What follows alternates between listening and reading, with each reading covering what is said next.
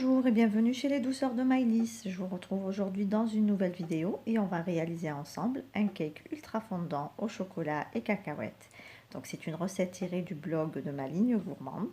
C'est une recette qui est plutôt healthy, donc pas de matière grasse autre que le yaourt nature qu'on va mettre et pas non plus de sucre ajouté, donc juste le sucre du chocolat sans plus. Donc ici aussi j'ai utilisé donc de la farine de sarrasin, mais vous pouvez bien entendu la remplacer par de la farine blanche. Pareil pour si vous voulez du beurre, donc vous pouvez remplacer le beurre de cacahuète par du beurre. Je vous retrouve tout de suite pour la recette.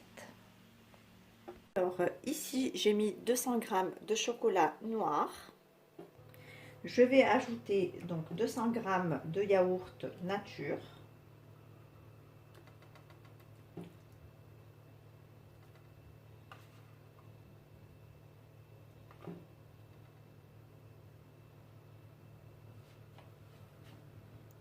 J'ajoute 70 g de pâte de cacahuètes, c'est du beurre de cacahuète.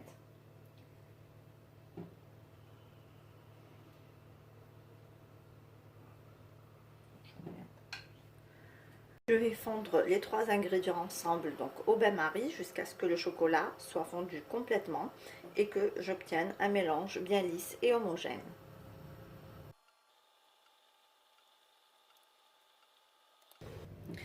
Donc ici, je vais déposer mon mélange chocolat, beurre de cacahuète et yaourt nature dans mon saladier.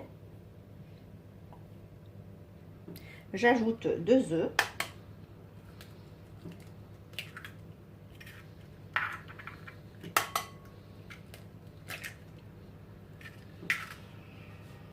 Et je mélange le tout au fouet.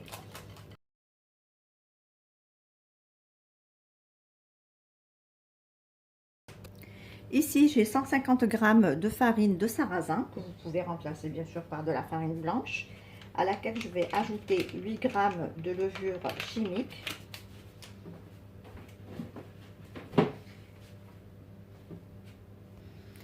Et là, je vais donc ajouter ma farine dans ma préparation.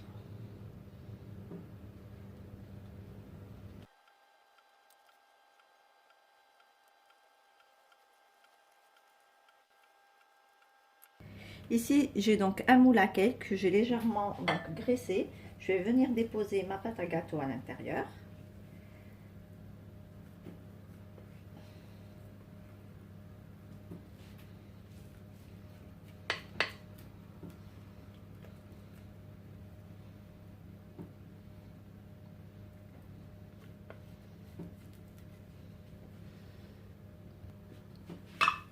J'ai reparti donc ma pâte à gâteau dans mon moule pour avoir un cake uniforme.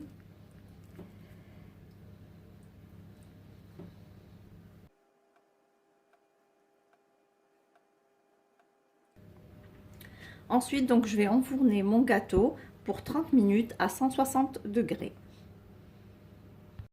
Donc voilà mon gâteau après cuisson. Donc là, je l'ai démoulé.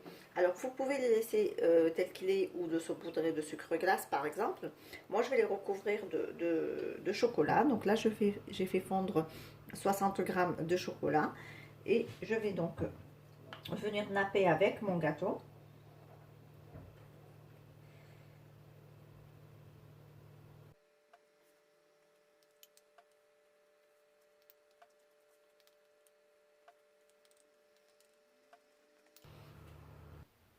Voilà, donc là j'ai recouvert mon gâteau avec donc mon chocolat fondu. Je vais le laisser sécher. Et juste avant, donc là j'ai quelques cacahuètes. Donc je vais venir déposer quelques cacahuètes sur le dessus, juste pour décorer. Ensuite, je vais les laisser donc reposer quelques heures au frais afin que le chocolat fige avant de passer à la dégustation. Et voici donc le résultat final de notre gâteau. On obtient un gâteau bien moelleux, au bon goût de chocolat et de pâte de cacahuètes. Ici, on arrive à la fin de notre recette. J'espère que celle-ci vous a plu. En tout cas, si vous avez aimé, laissez-moi un like et un commentaire et n'hésitez pas à la partager autour de vous. Si vous êtes de passage sur ma chaîne, n'oubliez pas de vous abonner en cliquant sur le macaron qui apparaît sur votre écran et aussi d'activer la cloche des notifications pour ne rien rater.